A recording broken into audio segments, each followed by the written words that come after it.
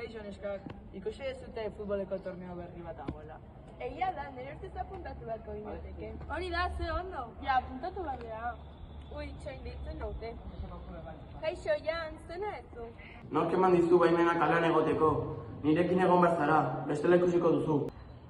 Ez aizu arriskutsa iruditzen bihauen arteko harremana. Bai, puntu daudenetik aurrela dabiltza. Ja, ez da bat ere ona, lagundu beharko genioke. Zaiz atxetik nire baimenarik ateratzen. Gainera, aldatu arropa hori. Baina, zergatik niorela jatzen ez?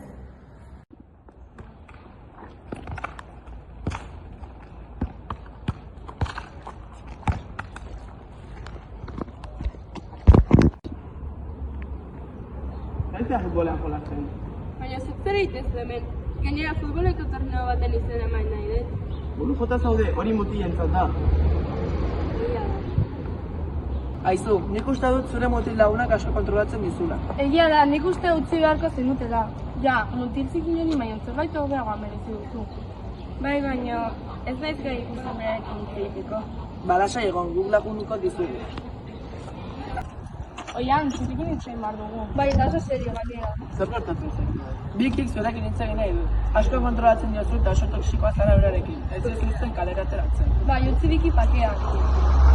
Zer esan diozu? Nik ez dizut. Egia da, berak ez digu ezer esan. Hori da, begibistakoa da zer nolako harremana duzuen. Hau bukatu da.